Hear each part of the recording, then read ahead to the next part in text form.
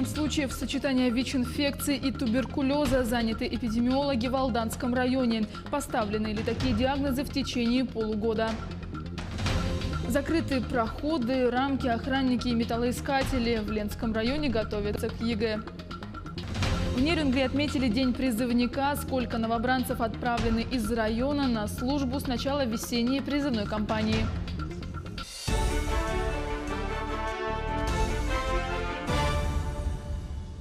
В эфире новости, в студии Юлия Великодная. Айсан Николаев рекомендует правительству отменить постановление об оптимизации соцучреждений. Речь идет о постановлении номер 202. Документ был разработан предыдущим составом правительства и принят в прошлом году. До 1 сентября текущего года примут новое постановление, в котором будут прописаны определенные конкретные решения по каждому району. И в котором будет говориться в первую очередь не о сокращениях, а о совершенствовании системы управления, сказал Айсан Николаев. Также руководитель региона отметил, что, тем не менее, политика по уменьшению количества ненужных бюджетных учреждений и управленческого персонала в бюджетной сфере будет сохранена. На реке Лени нижняя кромка ледохода наблюдается ниже поселка Сангары Кобяйского района. На участке Витим-Ленск наблюдается подъем уровней воды вследствие выхода волны с реки Витим, где вскрытие осуществилось на 4 суток позже нормы. На реке Алдан в пределах Алданского района накануне сформировались максимумы весеннего половодья и отмечались выше нормы на 1,5 метра. В ближайшие дни ожидается прохождение максимальных уровней в пределах Усть-Майского и Тампонского районов. Уровни воды не достигнут критериев опасных отметок. Вскрылась река Эльги, одна из основных притоков Индигирки. Вместе с тем лед пошел и по Индигирке. Река Нера, еще один приток, впадающий в Индигирку ниже райцентра, вскрылась 2 днями раньше. Сейчас уровень воды в Индигирке составляет 267 сантиметров, что не превышает критической отметки. Заторов не наблюдается, угрозы подтопления нет. У села Имикон река очистилась от льда, у села Терють редкий ледоход. У станции Юрты наблюдаются подвижки. Между тем, задолженность населения всей республики по квартплате составляет 673 миллиона рублей. Сумма с 1 января выросла почти на 7 миллионов. Среди должников больше жителей северных районов, нежели жителей Заречья и центральных улусов региона. Об этом нашему телеканалу сообщил директор филиала Коммунтеплосбыт ГУП ЖКХ Илья Суздалов. Сотрудники борются с задолженностью несколькими способами, объявляют дни прощенных пений, сотрудничают с судебными приставами, Национальным бюро кредитных историй и судом. Так возбуждают исковые требования, и долг в малом количестве погашается. Граждане должны понять, что задолженность плачевно отражается на подготовку объектов к новому отопительному сезону. По итогам 2018 года у нас было подано порядка 8400 исковых заявлений на должников по квартирной плате. И из этих заявлений было вынесено решение судов, мировых судей, по 5300 исков было вынесено решение на сумму порядка 123 миллионов рублей. МВД предлагают конфисковывать машины у нетрезвых водителей. В случае, если водитель попался в нетрезвом виде впервые и за рулем авто, которое принадлежит другому человеку, то собственника предупредят о том, чтобы он перестал доверять автомобиль этому человеку.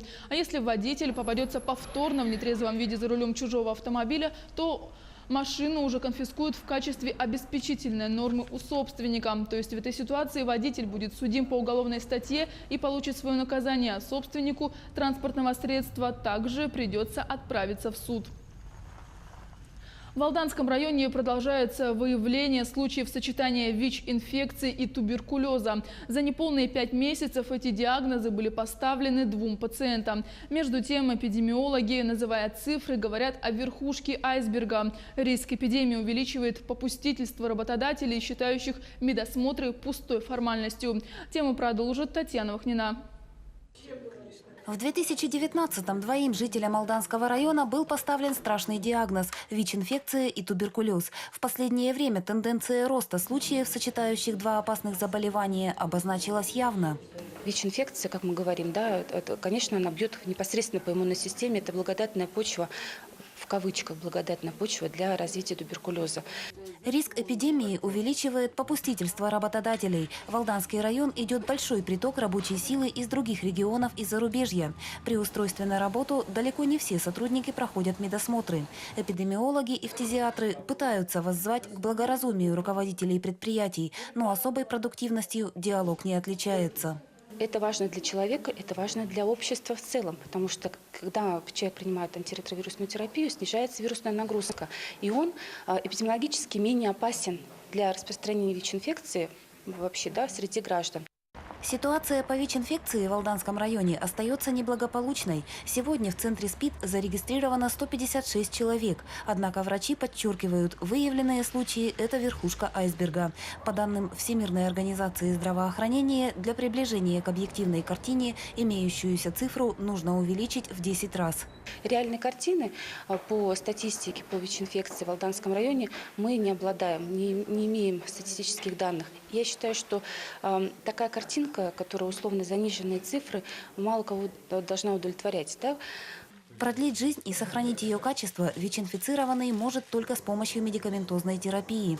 Между тем, реакция человека, узнавшего о том, что болен, непредсказуема.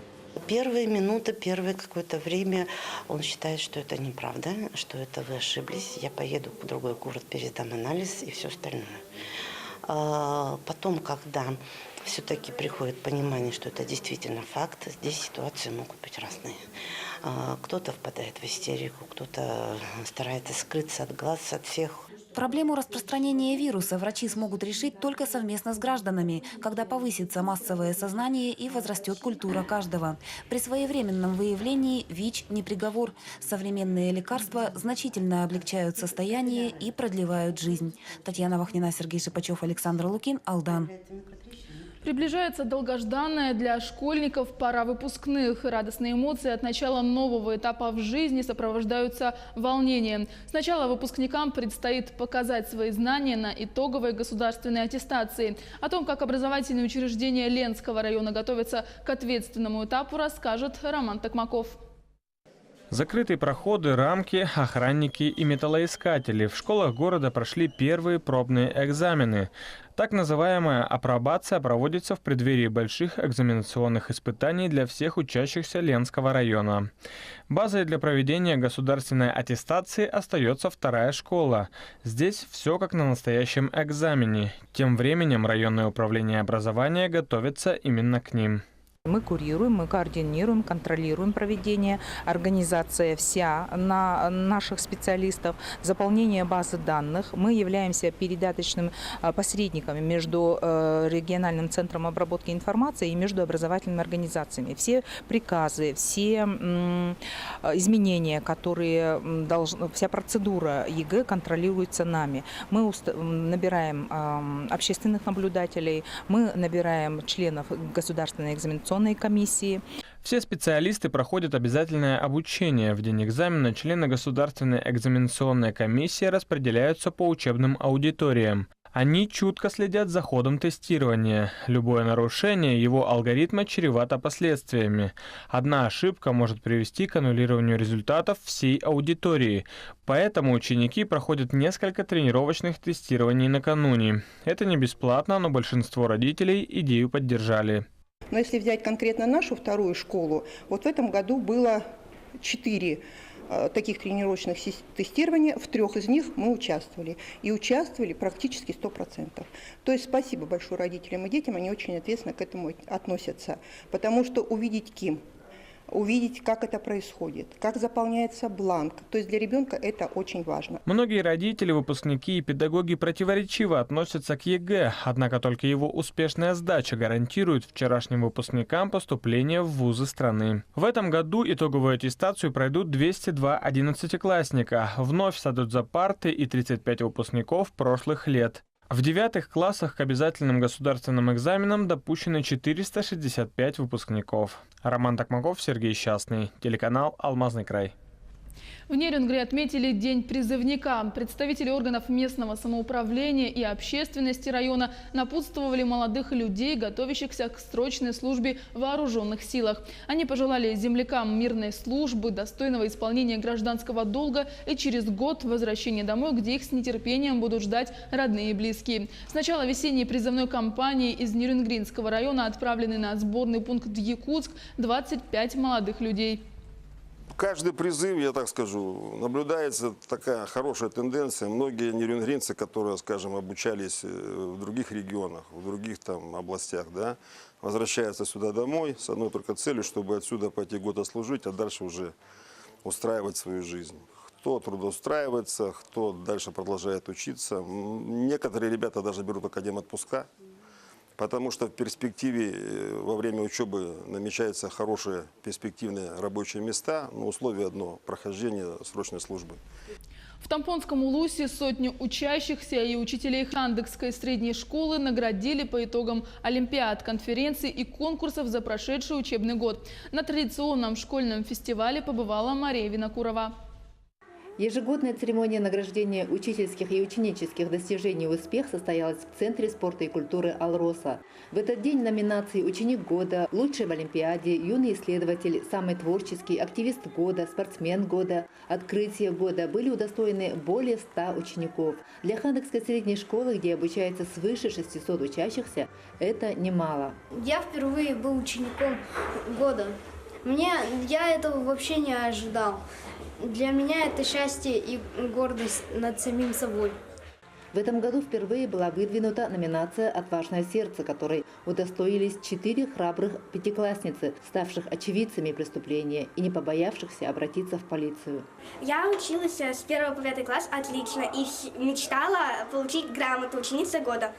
И вот моя мечта сбылась. Я получила эту грамоту, но не только. Я получила грамоту по номинации «Отважное сердце».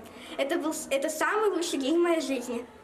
На фестивале также были отмечены лучшие классы. В престижном конкурсе «Учитель года» в номинации «Сердце отдаю детям» учитель ученических симпатий школьники отдали победу заместителю директора по воспитательной работе Юлии Варовской.